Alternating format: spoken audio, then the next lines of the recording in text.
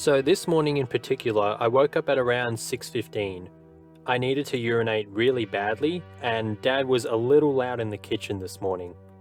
It's primarily the urination thing as to why I woke up early, but Dad wasn't helping the cause. So I did my business and then checked the stock market. The current daylight savings time allows me to catch the market before it closes. The other 6 months of the year, the market closes at 6 a.m. So I need to wake up earlier than usual, or put in trades at the start of market open on the day and risk the stock moves for that day if I want to catch a stock before earnings or a major economic event, such as the announcement of a CPI report. I had a losing open short on skills. The stock was up way too much lately, but this day in particular the stock dropped as I had anticipated, so I closed this for $175 in profit, which is around 277 Australian dollars at the time of this stock trade.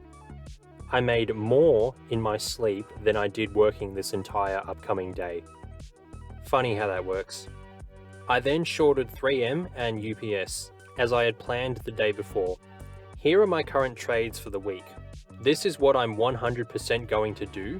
I may make other trades during the week depending on how the stock market goes, but these ones I am definitely doing. My current stock portfolio is around 17,000, the highest it's ever been. I knew it was only a matter of time. You can see on screen now the changes in my stock balances over time.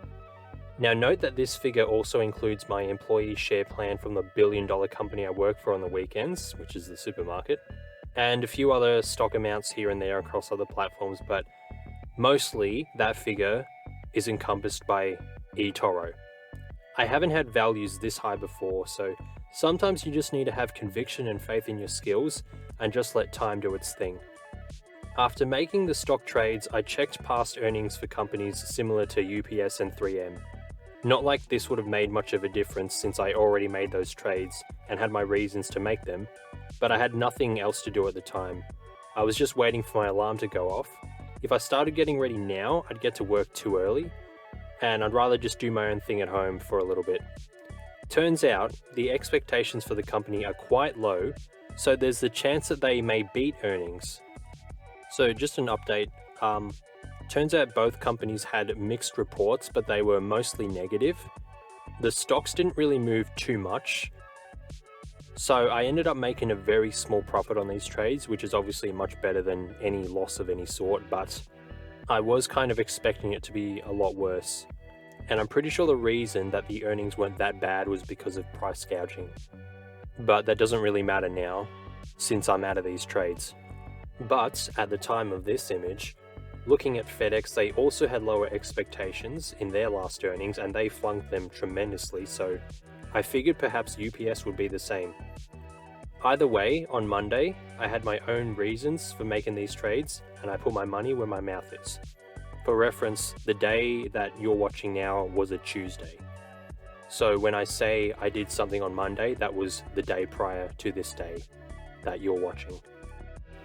Now here is a message I got from my video editor. He's basically informing me of this new video he's edited, and he'll have something done for me soon.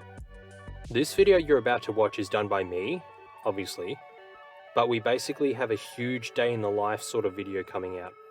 I'll go into some details on investments, aesthetics, etc. in this vid, but the one we're working on really takes it to the next level, and it's like a full-on video game type simulation. We're just waiting on me to get the script ready and record the audio and send over all the other notes I have.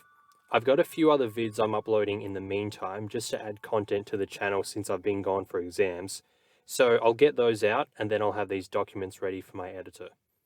Next, I checked my YouTube channel. The day prior to this one, I uploaded a new video. Seems like it's doing well so far. I've had 1 new sub since the upload. 490 now. Absolutely surreal. I had like 0 at the start of 2022. So I'm really glad that people are enjoying this stuff. And hopefully I'm able to continue providing tidbits of information to help us all on our games. Next is shower time, so now the alarm's finally gone off. I shower every morning because my hair is an absolute mess, and I need like water bucketing down on top of it to fix it. Obviously we get a quick flex in beforehand, which is what you're watching now. Now I'm currently cutting and I'm around 84.5 kilos. When I get to around 80 kilos, I tend to be quite lean. So now it's breakfast time. The primary reason for consuming this food is fiber and calories. I don't have breakfast on days I don't train anymore. Main reason is, on days I go to the gym after work, I don't get home until at least after 7:30. Often it's a bit later. By the time I shower and have the eggs and spinach cooked, it's around 8:30. And if I have cereal and rice, as per my cutting diet, after all of this, it's just way too many carbs before bed. And since carbs make you retain water, I always tend to urinate in the middle of the night if I have this. And when I do that, sometimes it takes me more than an hour to go back to sleep, which obviously throws me off. I'm less productive at work, I can't be asked listening to investment stuff on the car drive, I just listen to music since my brain isn't functioning properly. And if I have gym that night, the session is just mediocre, so I do all I can to ensure that I don't need to go to the toilet in the middle of the night. So, on days I train, I make sure I have this carby meal before I get home. And obviously I'm not going to whip out a bowl of cereal at the office job. So I have 100 grams of this cereal and 300 mils of light milk. I went slightly over with the cereal, but you know, it doesn't matter. As long as I'm not way over, I'll be right. On my way to work, I'll chew on Phelim gum and a strawberry gum from the supermarket. I also have mastic gum, which is tougher and comes from a mastic tree, whereas Phelim gum seems to have lots of chemicals which people aren't fond of. Mastic gum is a little harder to get though. Phelim gum is found on Amazon, quite easy. The strawberry gum is found in supermarkets, and I'll combine this strawberry gum from the supermarket with Phelim to add flavor and a little bit of extra resistance to my jaw. I can't remember where I actually found mastic from, but it is out there. I don't recall finding it on Amazon though. So all this gum, it's for mewing and it's also to blunt my hunger, which is needed on days I don't have breakfast, as well as the fact that it's needed on my supermarket shift days because I don't eat breakfast on supermarket days and my breaks aren't for at least a couple of hours into the shift. Whereas in the office I can eat whenever I want. If I really feel hungry half an hour into the day, I can just have something. So as mentioned before, I have another massive day in the life video game type simulation video in the works that my editor and I will work on, but in the meantime this is more so a quicker version, even though I've spent ages talking about my morning before I even got to work. But here I am just working, doing my job as an accountant / accounts officer / assistant to the CFO, whatever you want to call it. All the while I'm listening to stock market stuff for the trading day that just ended, or listening to music if what I'm doing requires extra focus. The day in the life video game simulation thing will have more detailed stuff of what I do, including certain social media posts from Twitter accounts that give me good economic information that I suss at work, WhatsApp groups for my career, not that that's relevant to most of you guys, little tidbits of stuff like that that really encapsulate all that goes into one of my days. But for the sake of this video, just simply between 8:30 and 10 I'm just doing the stuff that I've already mentioned. I'm just doing office stuff. So at around 10 o'clock-ish I'll have tea, which is tuna and seaweed. Primary reasons for these foods are protein, iodine, and selenium. There's selenium in tuna and it helps combat mercury from the tuna. So when people are worried about mercury poisoning, if you have 1 can of tuna a day, like I do, you should be fine because selenium helps combat mercury. And well, tuna has both selenium and mercury, so it's kind of like an inbuilt system that mitigates any damage from mercury. But if you're really worried, you'll have to do your own research. This is just what I found. It's kind of hard to find any info on the whole mercury poisoning thing from tuna, but I've had a can of tuna a day for ages and I'm fine, so I think I'll be right. So yeah, the seaweed's also there for iodine as well. If you've seen my little perfect diet, my sources of iodine are from seaweed and iodized table salt. They're one of like the only sources of iodine. Some other seafoods have iodine, but for simplicity's sake, you can just get iodized table salt and seaweed. They're very cheap. And I also have these because they're a low-calorie snack. 26 grams of protein, 0 grams of fat, 0 grams of carbs. Pretty good. Oh, wait. Oh no. Someone brought in cake to work. Oh, fine. I'll have some. I'm only allowing this since I'm quite early into the cut. If I'm halfway or towards the end of the cut, I won't touch this. And I mean, just look at that. I can't resist that this early into the cut. You'll be happy to know I didn't really have a big slice. So on my way outdoors, which is where I have my food, because it's fresh air, if there's sun then there's vitamin D, and it's also just a good break from the screens, a manager came up to me and told me that one of our staff was stuck at some location due to some accounts issue. So I went back to my office and called them. It took them half an hour to sort out the issue, and it was their fault too. Quite the hassle, but oh well. So had a bit of a delay in the tea break, but hey, that's just part of it. I didn't have to go back to my desk, but one, that's kind of the worker I am, and two, it would have held up other staff, but the manager would have understood if I was just on my break. But doesn't matter, just part of the career. I constantly talk about the benefits of a career, but there's obviously downsides, but I believe the upsides of a career well outweigh the downsides. I believe there are more cons to having your own business, but that's for another video. So anyway, after tea break, went back to work, blah blah blah, doing my job. And now it's time for lunch outside. It was a little sunny today, so we got some vitamin D in, but I also had my usual lunch, which was 150 grams of kangaroo, 200 grams of sweet potato, 1 kiwi, and 2 blocks of dark chocolate. Kangaroo is hard to get for some reason at the moment, but the other day my supermarket gig had 5 packets of them, so I snatched them all. Where? I'll have the supermarket roast chicken if I can't find kangaroo. Ideally, we're having red meat, but during a cut, a calorie intake takes priority over vitamins and minerals. And what I mean by that is most red meats you'll find are quite high in fat, which obviously bumps up the calories. Kangaroo and rabbits are red meat that are really low in calories, but rabbits are really hard to find where I am from. In terms of like the meat, you can find them in your paddock, no problem, that's easy. But yeah, if your store doesn't have kangaroo, then you're pretty much out of luck with low calorie red meats. So lunch ends, I do my dishes at work and then get back to the desk.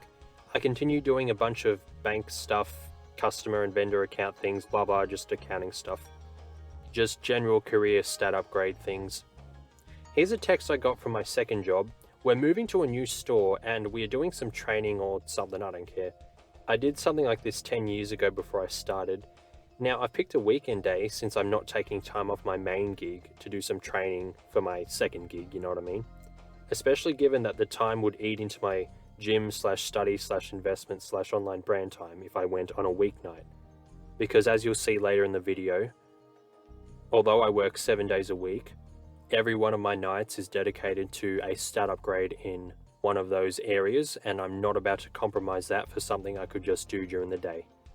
I picked a time that requires me to leave one of my Saturday shifts early, so including this 3-hour paid training and the 4 hours in the morning I'll work, I'll get paid for 7 hours instead of 8.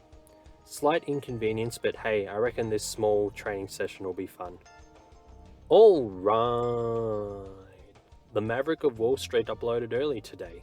Usually his videos come around anywhere between 3:30 and 5 PM here in Australia, so this was a nice early video. Usually by lunch I've already listened/watched all of the investor information for the day, other than the Maverick of Wall Street and some other Australian channels. So normally I just listen to music in the afternoon. So here I am in the car about to drive to the gym from work. Peep the protein shake bottle. I have my shake before I go to the gym. It's so I get in calories and protein. It's a protein spike since I haven't had any for a few hours at this point. And if I have my shake after the gym, that's just way too much liquid too close to bedtime.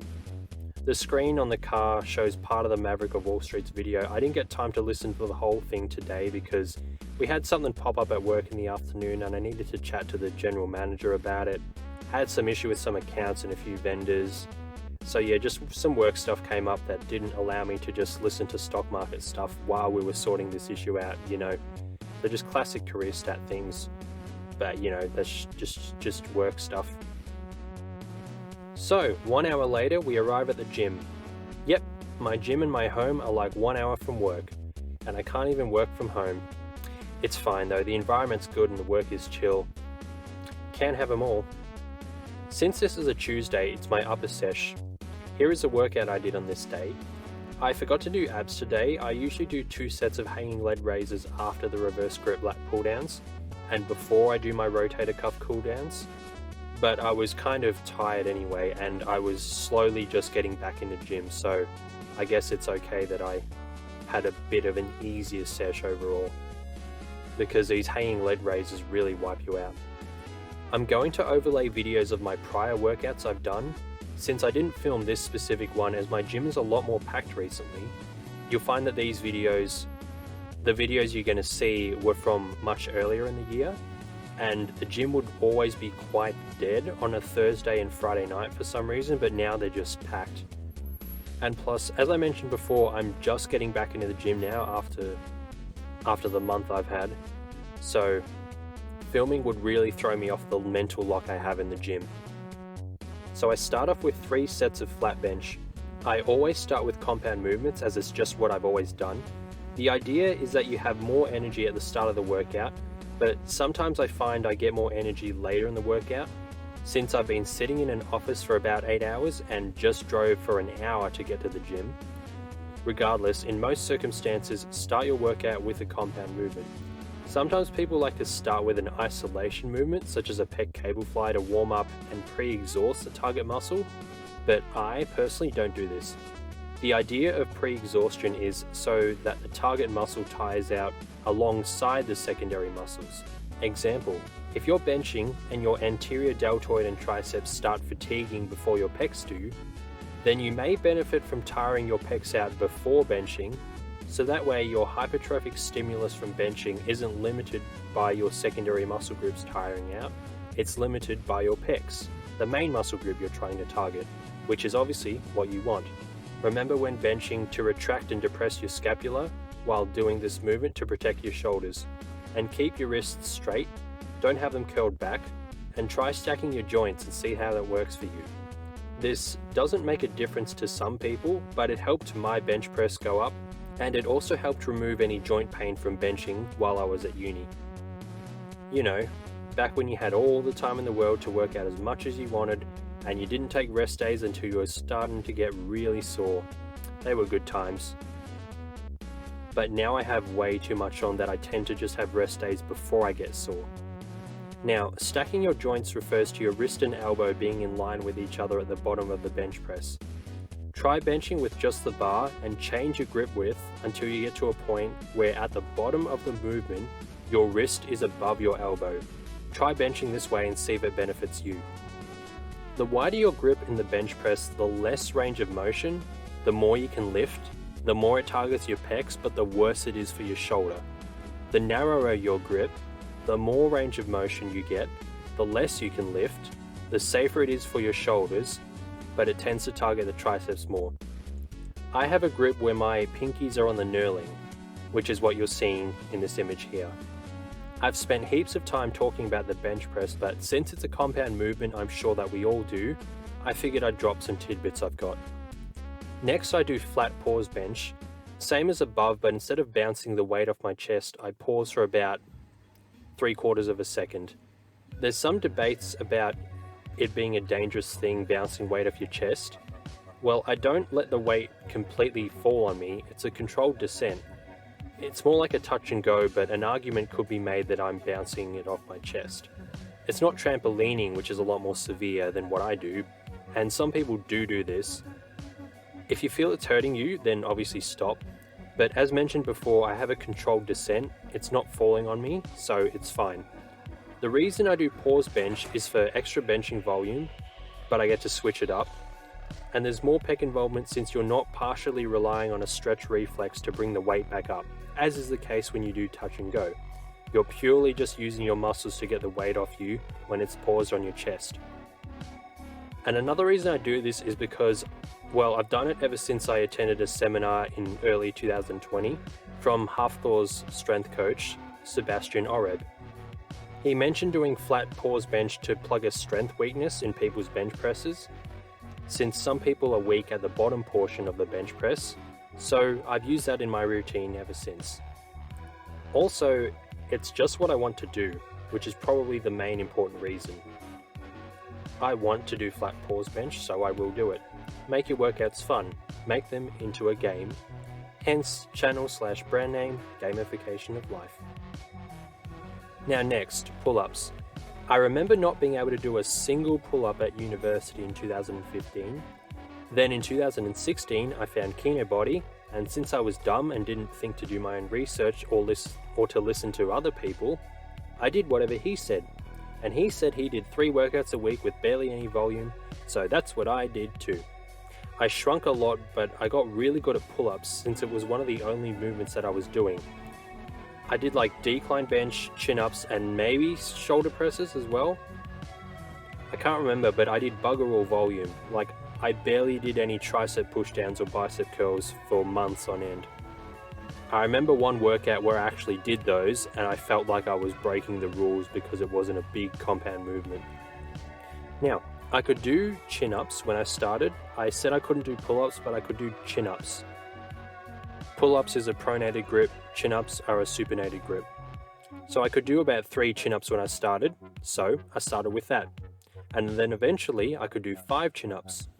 And then I could eventually do 10, then 12, and then I bought his weight belt, which was expensive, and he also only allowed us to do express shipping, which cost an extra $50, and his rationale behind only allowing express shipping was he wanted to get it to us ASAP so we can make gains ASAP.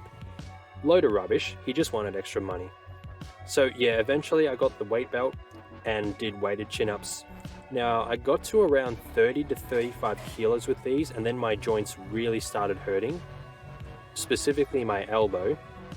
So I switched to pull-ups to alleviate this, and it worked. So going from 30 to 35 kilo weighted chin-ups down to like 10 kilo weighted pull-ups, because obviously there's a big crossover in the strength. There's a big crossover in terms of strength, but it's obviously not exactly the same. But it turns out the reason my elbow was sore was because I was curling my wrists when I was doing chin-ups, and the pain only started showing at around 30 kilos. It has something to do with the pressure on your tendons when you curl your wrists doing a chin-up as opposed to having your wrists straight. I forgot the actual anatomical science behind it since this is like 6 years ago, but the point is, don't curl your wrists when you're doing chin-ups. Anyway, with these pull-ups in the modern day, I warm up to around 40 kilos and then I do 3 sets, backing down from that. After those 3 sets, I do 2 sets of chin-ups. I do a reverse pyramid set with these exercises. I found this really worked well for me when I was at uni. I do something similar with my current regime in terms of my compound lifts, but since I'm doing less sets overall with these compound lifts, so I only do 2 to 3 sets per compound lift instead of 4 to 5 like back in uni, I haven't noticed much of an impact on my strength doing this reverse pyramid style.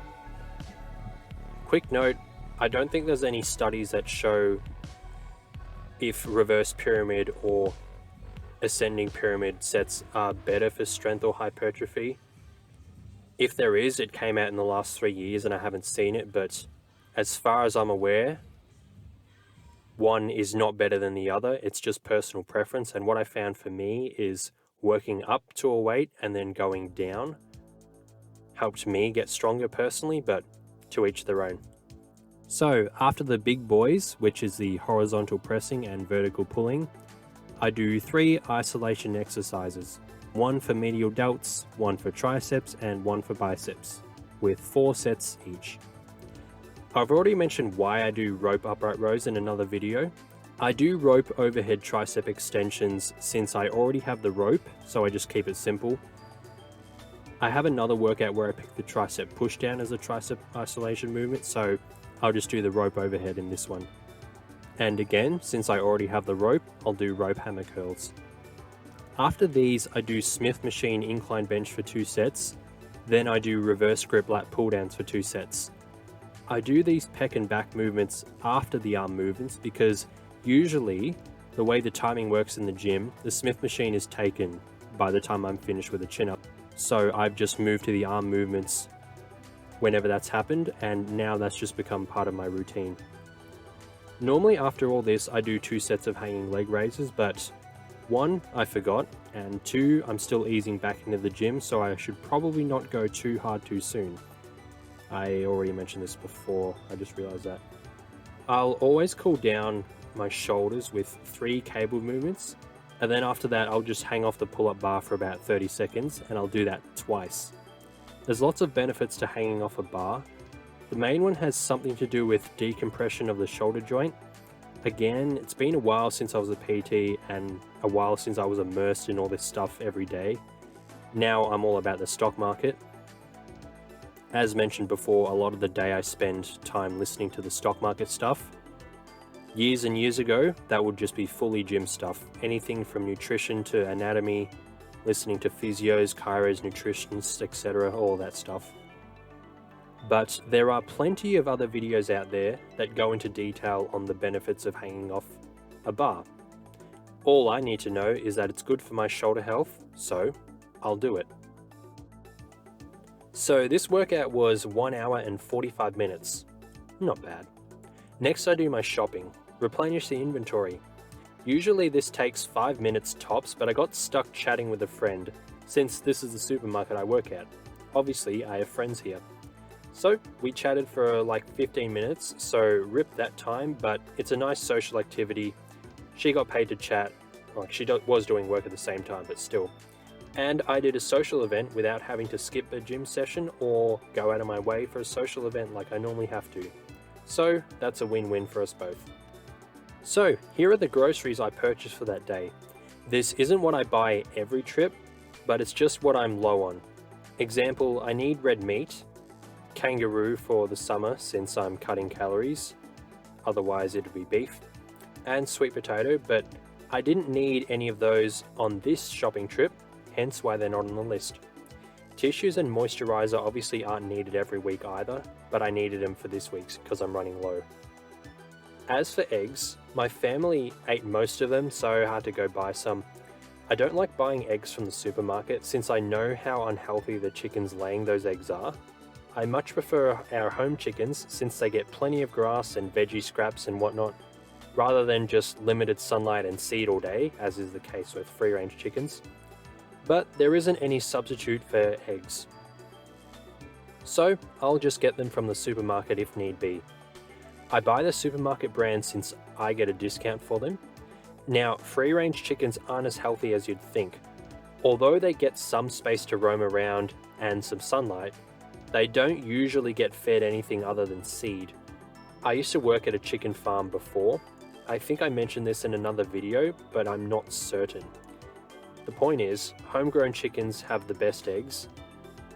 The next best eggs are from free-range supermarket eggs, and caged eggs are the worst of the lot. Only go with caged eggs if you're really tight on a budget. The degraded quality of the nutrients isn't worth the extra 40 cents you save per egg, in my opinion, but to each their own. The accountant and the personal trainer and me are at constant odds. So now I'm home after gym/grocery shopping and a shower. Currently my eggs are cooking and my spinach is cooling down. Basically, I pour spinach into a bowl and microwave it for a minute, and that's how I have it. I log down what I spend on groceries every trip and what discount I get for buying the supermarket brand products and my staff discount. Now for this supermarket, employees get a 5% discount on groceries and another 5% on company brand products. It adds to the total benefit I get from working at the supermarket.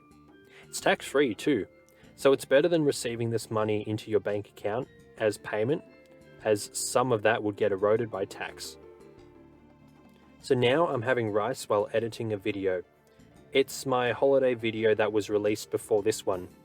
I was meant to upload this ages ago, but after I got back from the holiday, I had to start my exam study. Again, prioritizing other parts of your life, other parts of the grind, your other stats as needed. Now that my exam's over and I don't have any urgency to upgrade that career stat other than showing up to work, I'm allowed to focus more time on online brand. So after finishing some of the video, it wasn't completely done yet, I made some more Twitter and Instagram posts about investing. These are more so my thoughts about the market at the moment based on some of the info I've seen. It's good because in a few months we'll see how well these have aged. If they've aged well, then I'm on the right track with how I read the economy. If I'm way off, although I'm probably not based on what I've seen, then I know that the way I'm looking at the economy is wrong and I need to fix it. Now, before bed, I checked my channel. 491 subs now, close to 500. Absolutely insane. I gained 1 subscriber today, so that's pretty sick.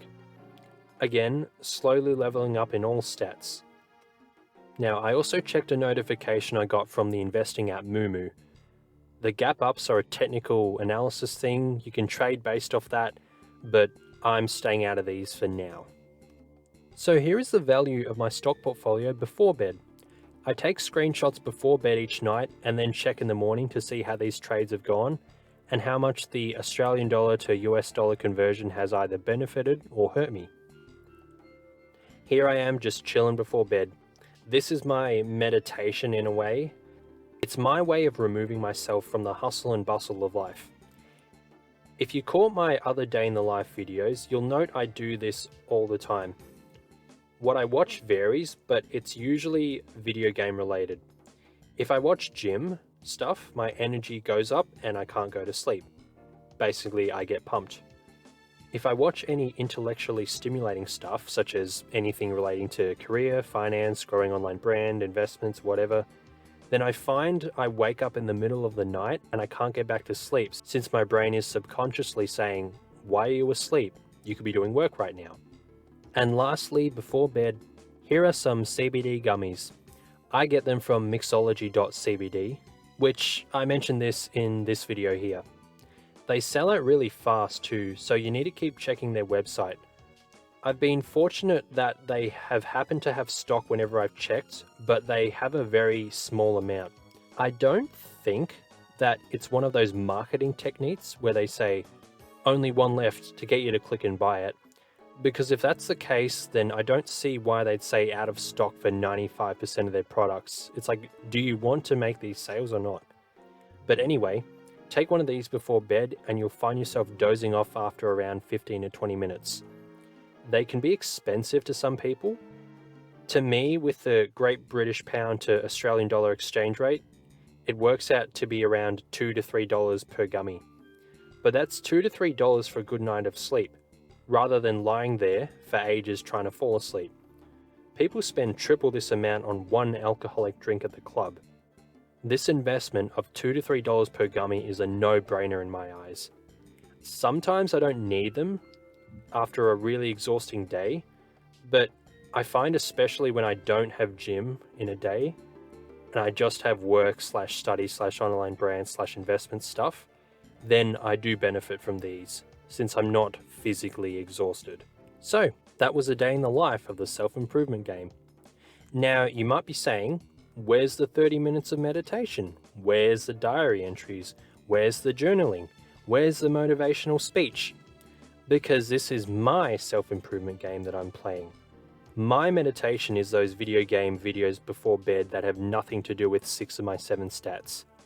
But even then it barely has an impact on the mental health stats since it's not like those other vids make me happier than anything else I do. Plus, the 30 minutes of meditating I could use for other areas. You saw me on this day. After work I was at gym, shopping, chatting with a friend, eating healthy, editing a video, making social media posts related to investing, more stock stuff before bed. If I had another 30 minutes, I'd probably suss more stock market stuff or edit more of the existing video. I don't have diary entries other than this little log I have. It's a brief summary of what I did each day. This is probably going to play into a video I'll make at the end of 2022. However, I don't know how much of the diary I'll include, since I also want to do a video on the summary of the money I've made, the online brand growth, the investment knowledge growth, and just stuff like that. And I don't know how much time off I'll have at the end of the year. So I don't know how many of those vids I'll be able to get out before the whole yearly review / new year, new me hype dies out. I don't journal unless I find myself comparing myself to other people, which happens every 2 months or so. I don't know why I do it. I know we all have different games, but sometimes I just need to write down what makes me different and how far I've come, especially from where I once was. But I don't have a need to do this every day. Lastly, I don't need a motivational speech since I do all this shit on autopilot anyway. I don't need motivation to go to work. It's part of the routine. You need to make money. Although I feel tired for gym on most nights, I still go, and 30 minutes into the sesh I'm feeling great, so there's no need for motivation to go to the gym for me. I did need it once upon a time, but now it's just clockwork. No need for motivation to make online brand content either, since that's fun for me. No need for motivation to check the stock market either, since that's literally free money if you know it well enough. Who doesn't like free money? Don't need motivation for free money. So yeah, if you're after some 5-minute speech on doing the work, especially when you don't feel like it, you're the best, channel your inner beast, etc., then sorry, you won't find that here. I may do some here and there, but primarily what I do is I give juicy tidbits on life and how I apply them to myself throughout my own journey. So here are the stat level ups. Every single stat was up today. Mental health always goes up. As I progress along life, this goes up. And for the rest of the stats, you've seen these increase throughout the day. So what you're seeing now is stuff that happened after this little day in the life. And what I'm going to go over is basically how the stock trades went. And the reason I'm going to mention this as opposed to everything else is because it'll help solidify the argument that I've increased the investor stat for this day. And if I started to talk about how I had a good day at work today, or I went to the gym the next day and stuff like that, then it just turns into a week in the life video. But anyway, as you saw earlier in the video, my plan for this trading week was to short 3M, UPS, Meta, Teladoc, Pinterest, and Amazon.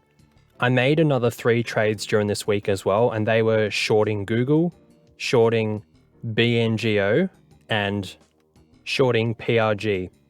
The reason I shorted Google was because from what I'd seen in Snapchat, the advertising spending was set to go down. Plus, I've also seen it with YouTube. I noticed that a few of the finance channels I watch are having some unsponsored videos lately, or they're having the same sponsor, which means other advertisers aren't spending as much money, which means the advertising revenue for YouTube has gone down. And that is exactly what happened. The thing is, I only put $200 on this trade, whereas my normal trading amount is about $500 to $800. And the reason was because I hadn't done a heap of digging into this, and you never really want to bet against massive companies like Google or Apple anyway, because you never know what they have behind the scenes. But anyway, that trade turned out to be 45% profitable in one day, so hey, not bad. One of the other stocks I shorted was BNGO, and the reason was this stock had moved up quite a lot in the last few days. I think at one point it was up 30% in 5 days, and I just saw this as way too much. So I basically just shorted that, thinking it was due for a pullback soon. Now, I've done this before, but I've been too early and I've gotten wrecked. But I figured surely it can't last even longer than it already has, and turns out I was correct. The image you're seeing now is the homepage of my eToro app. I woke up about an hour earlier than usual because I had some nightmare where all my stocks were just way down. And then it intertwined into my second job somehow, but the point is I had a nightmare and I woke up early. And what you're seeing with the stocks in the red are the biggest movers downwards for that day. As you can see, this was obviously after Meta had that abysmal earnings report after hours. But look at the second stock that's moved down the most, BNGO. So my hunch was right on the money. Out of all of the stocks in my watch list, this one moved down the second most. So that was a really good trade. And I closed that for a almost 67% profit. Again, not bad for one night, especially since I did this in my sleep. Now, the last stock I shorted that wasn't in the original plan for the start of the week was PRG. And this was the same reason as BNGO. It had just moved up way too much in a short amount of time. So I was like, I think this is due for a pullback. So for reference, I'm recording this segment on a Friday afternoon at the end of the office week. And I shortened this earlier this morning.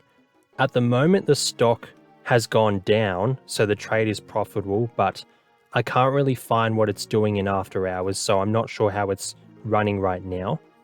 I'll have an update on screen of how the trade went, but I'm not going to jump back in my car and do a voice recording just for this little segment because, again, for reference, tomorrow I have work at the supermarket, 8 to 5. Then I have a gym sesh for an hour and a half, 2 hours maybe. And then I'm going to shower at the gym, and then I'm going to go to some little Halloween party with some of my friends. Chances are I'll be there later than I want to. I'll get home, and I'll have to go straight to bed because I'll have work at 7 a.m. on Sunday, and then I'll work till 4 p.m. that day, and then I'll come home. And that's when I just want to get this video fixed up. I don't want to have to jump back in the car and do more recording. Plus, I'd only just be telling you how the last few stock trades of the week went anyway, which is something I can easily just post a screenshot of. But anyway, we'll see how this trade goes.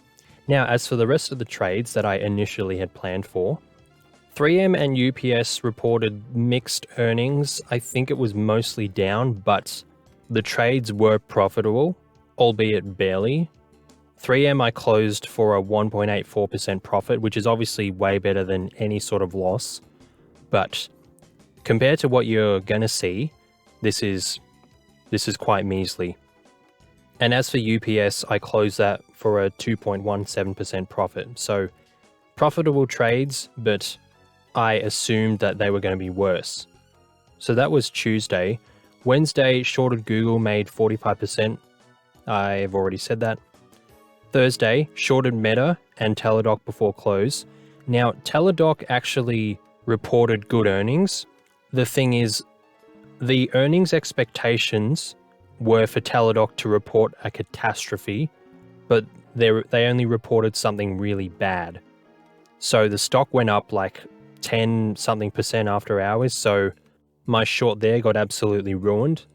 So I lost about 69% on that trade. It pretty much offset the profit I made from BNGO and then another $10 on top of that as a loss. So basically my BNGO trade neutralized this loss. But on the other hand, changing. But we begin with Meta and give us a live shot and how Meta's trading after hours and ooh. Oh no.